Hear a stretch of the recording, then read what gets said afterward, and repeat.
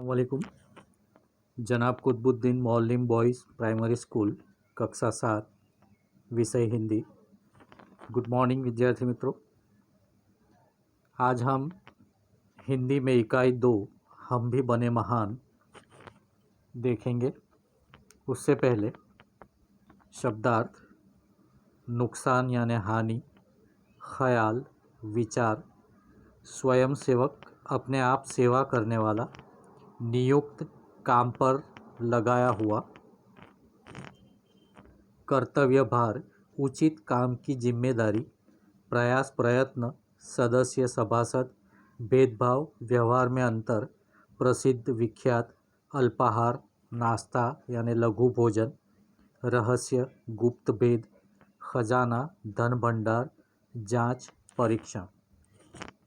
आगे देखिए विद्यार्थी मित्रों, हरामखोर यानी हराम का माल खाने वाला, अमीर धनवान और पुरखा पूर्वज।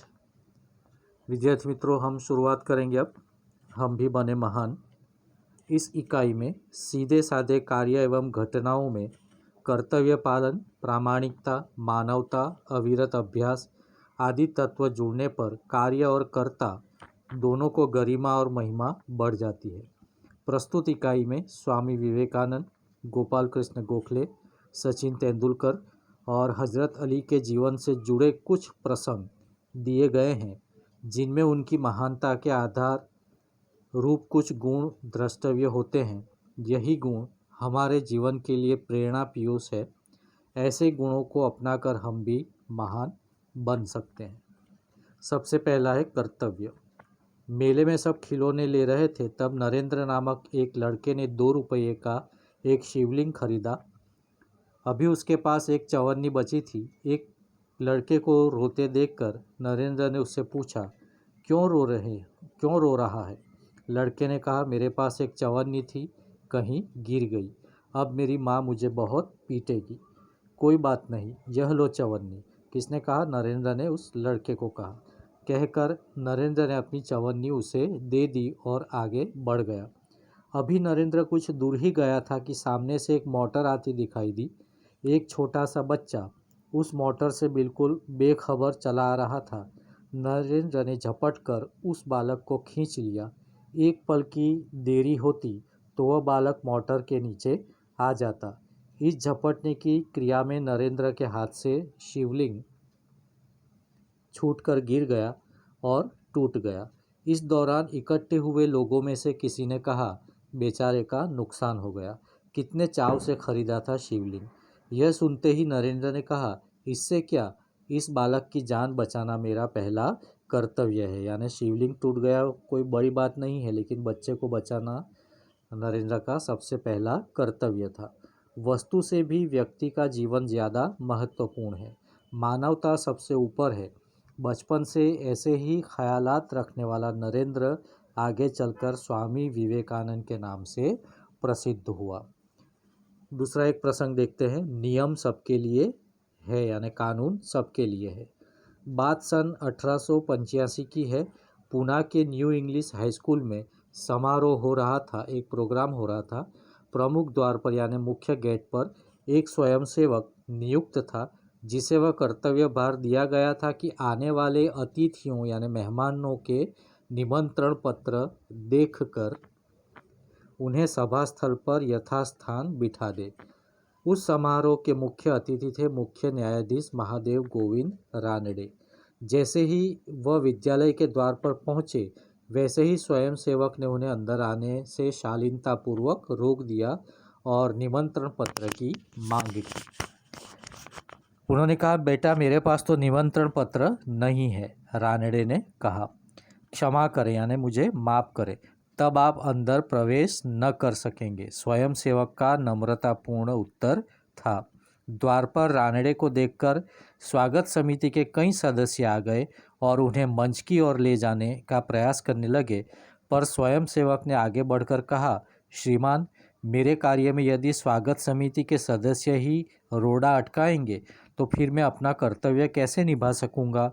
कोई भी अतिथि हो, उसके पास निमंत्रण पत्र होना ही चाहिए। भेदभाव की नीति मुझसे नहीं बरती जाएगी। यह स्वयंसेवक आगे चलकर गोपाल कृष्ण गोखले के नाम से प्रसिद्ध हुआ और देश की बड़ी सेवा की। तीसरा एक प्रसंग है सफलता का रहस्य। अंडर 14 क्रिकेट टीम यानी 14 साल के अंदर की जो उम्र वाले खिलाड़ी है उनकी एक टीम के कप्तान के रूप में एक लड़का अपनी टीम के साथ क्रिकेट मैच खेलने के लिए अहमदाबाद में आया था।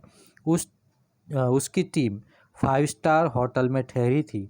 सुबह उठते ही पूरी टीम कोच मैनेजर के साथ अल्पाहार यानी नाश्ते के लिए तैयार थी। एकमात्र कप्तान नहीं दिखाई दे रहा था। उसे ढूंढने के लिए पूरी टीम लग गई पर वह नहीं मिला। बाद में किसी ने जाकर उसके कमरे की गैलरी में देखा तो वह एक हाथ से गेंद फेंक रहा था और जो ही गेंद दीवार से टकराकर उसकी ओर आती तो दूसरे हाथ से बल्ले से गेंद को खेल रहा था। साथी खिलाड़ी टीम में शामिल होने पर ही संतुष्ट थे, लेकिन वह कप्तान होकर भी सारी रात अपने आप अभ्यास यानी प्रैक्टिस करता रहा। उसका अभ्यास एवं क्रिकेट के प्रति लगाव देखकर कोच, मैनेजर और सभी साथी खिलाड़ी दंग रह गए। आगे चलकर इसी लड़के ने क्रिकेट जगत में अद्वितीय सफलता प्राप्त की। कई विश्व रिकॉर्ड उसके कदम चूमने लगे। किसी ने उसकी सफलता का रहस्य पूछा तो बड़ी विनम्रता से उत्तर दिया कि मैं हर मैच 3 बार खेलता हूँ। कितनी बार खेलता हूँ? हर मैच को 3 बार। कैसे? पहले अभ्यास के रूप में यानी जब वो पहले प्रैक्टिस करते हैं तब। दूसरी बार सचमुच मैदान में यानी दूसरी बार जब मैच होता है तब। और तथापि मैच के बाद मूल्यांकन व सुधार के आवश्यकता के रूप में यानी मैच हो जाने के बाद अगर उन्हें कोई गलती पता चले तो उस गलती को सुधारने के लिए वापस वो प्रैक्टिस करते थे। यह लड़का कोई और नहीं, क्रिकेट की दुनिया में सफलता के नित नए कीर्तिमान स्थापित करने वाला हमारा सचिन रमेश तेंदुलकर है। सचमुच एकाग्रता, अविरत अभ्यास, कठोर परिश्रम एवं लगन ही सफलता के आधार है। सफलता के आधार क्या है विद्यार्थी मित्रों? एकाग्रता, अविरत अभ्यास, कठोर मेहनत और लगन। आगे देखें विद्यार्थी मित्रों, प्रामाणिकता। प्रामाणिकता किसे कहते हैं? एक दिन हजरत अली राज के खजाने की जांच करने गए। काम करते करते अंधेरा हो गया। मोमबत्ती जलाई गई। थोड़ी देर बाद 2 सरदार अपने निजी काम के लिए उनके पास आए यानी अपने पर्सनल काम के लिए। हजरत अली ने उन्हें बैठने के लिए कहा। हिसाब की जांच पड़ताल पूरी हुई यानी राजकाज का जो हिसाब था वो हिसाब खत्म हो गया। हजरत ने मोमबत्ती बुझा दी और मेज के खाने में से दूसरी मोमबत्ती निकालकर जला ली। सरदारों को यह देखकर बड़ा आश्चर्य हुआ। हजरत अली ने एक मोमबत्ती बुझाकर दूसरी क्यों जलाई, यह सरदार समझ न सके। एक सरदार ने बड़ी विनय से हजरत अली से पूछा। हजरत अली बोले, भाई अब तक मैं राजकाज का काम करता था यानी पहली मोमबत्ती जब जल रही थी तब वो राज का काम कर रहे थे, इसलिए राज की मोमबत्ती जला रखी थी। अब निजी काम यानी अपना खुद का काम शुरू हुआ है, इसलिए मैंने अपनी मोमबत्ती जला ली। देखिए कितने प्रामाणिक और ईमानदार है। नहीं तो मैं चोर या हरामखोर कहलाता। हर एक आदमी को चोरी और हरामखोरी से बचकर चलना चाहिए, चाहे वह अमीर हो या फ़कीर। बहुत ही अच्छी बात कही हजरत अली ने। देखने में तो यह बात बहुत छोटी सी लगती है पर है बड़े महत्व की। अब हम आज़ाद हो गए हैं। राजकाज का काम तभी अच्छी तरह से चल सकता है जब लोगों में इस तरह की प्रामाणिकता हो। हमारे पुरखों ने कहा है, माँ गृदः कस्य स्विदधनम यानी किसी के धन मालसा की लालसा मत करो। यह मनुष्य के लिए सबसे बड़ी सीख है। विद्यार्थी मित्रों, इस वीडियो को आप बार बार रिपीट करके देखोगे तो ज़्यादा समझ में आएगी। इसकी पाठ की PDF भी मैं आपको भेजूँगा, वो पढ़कर भी आप इसकी समझ प्राप्त कर सकते हो।